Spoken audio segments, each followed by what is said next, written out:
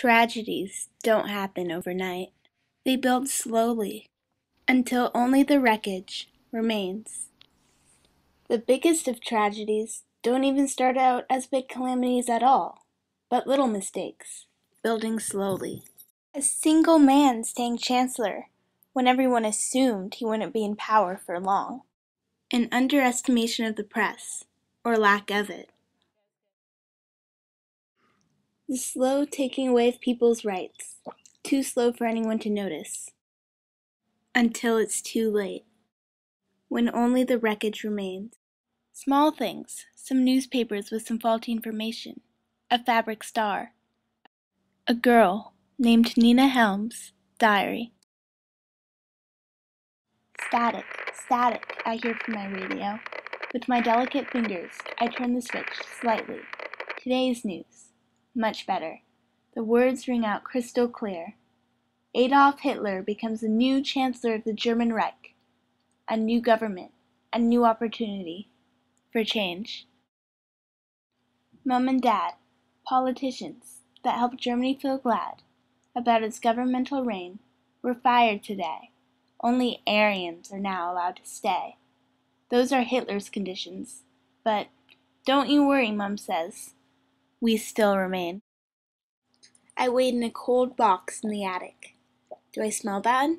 Do I have a bad aftertaste? No. There is a reason I am in the attic. I am forbidden to be eaten. I am the last of the kosher meat.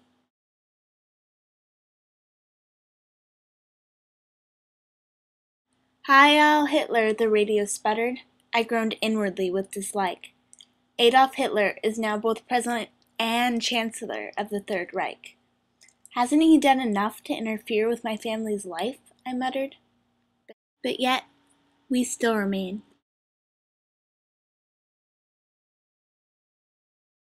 I walk to its usual location, and there it is. I run to the newsstand, but find it empty, left to rust in the cold sun. Now, only one paper is left, a sign, reading closed.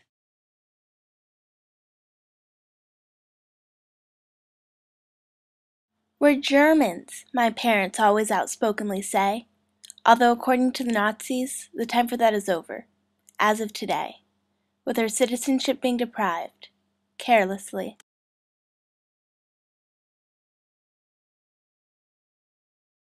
One more year, no more. He could be a banker, a lawyer. No more, no more. No more can my brother go to his school. Was there for years, worked, progressed. No more. My brother won't come out of his room for the first day of the new school. Not his school, the Nazi school, for dirty Jews. I've always known who I am, dreamed of who I wanted to be. An individual, although today the Nazis condemn that I must carry ID, be the generic Jew they see of me.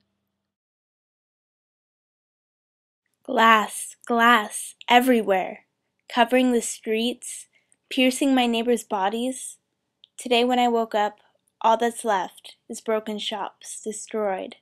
Only one shop on my block remains untouched. Owned by a Christian, looks like new. The windows polished, shining against shattered remains of shops and spirits once whole.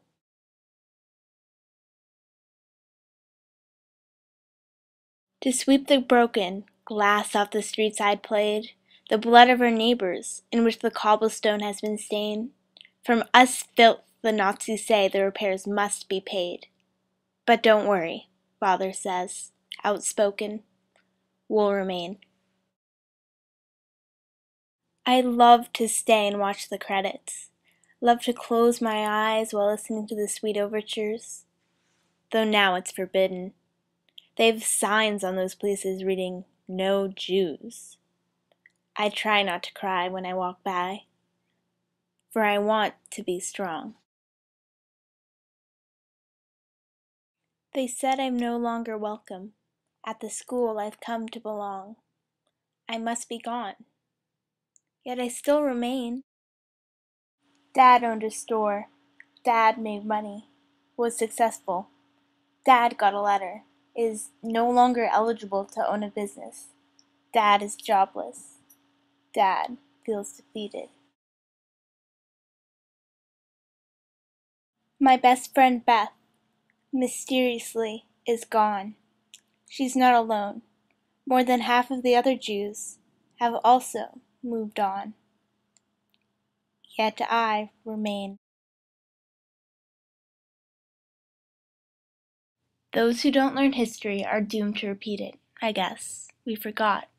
The First World War. But how could they forget? Never mind me. I am locked up in my house, like a bird in its cage. By 8 p.m. in winter, 9 p.m. in summer. No chance of flying away.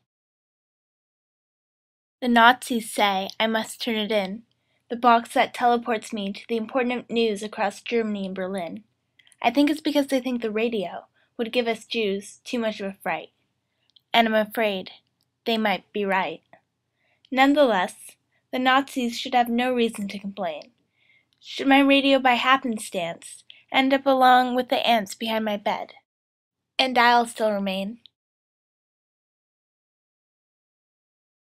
Ring ring, the phone rang, but when I get up, it disappears, like it never even existed. A fabric star to be plastered to my coat. Not just any star, a Star of David, a Jewish symbol, now being used to label me like cattle. I know I'm a Jew, yet now the whole world has to know. The Nazis say so.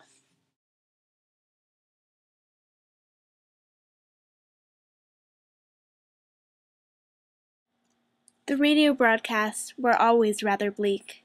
The air always heavy with smoke, and things revoked. Though never had I thought the Nazis would seek to take me away from the place where I'd always thought to stay. Now I don't know if I'll ever still remain. Sincerely, Nina Helm. Major tragedies don't build over just one day. Even after the tragedies are over, sometimes the remains can hurt nearly as much as the actual event when you are forced to look at them again. Like when a train is stumbled upon, the remains of a teenage girl clutching a disheveled diary, its words having withstood the years. Even worse is the searingly painful reality that the girl's words ring more true than the events themselves, that the girl is not the only one ridiculed into remains, that the slow taking away of her people's rights was too slow for anyone to notice it, at least until it's too late, when only the wreckage remains.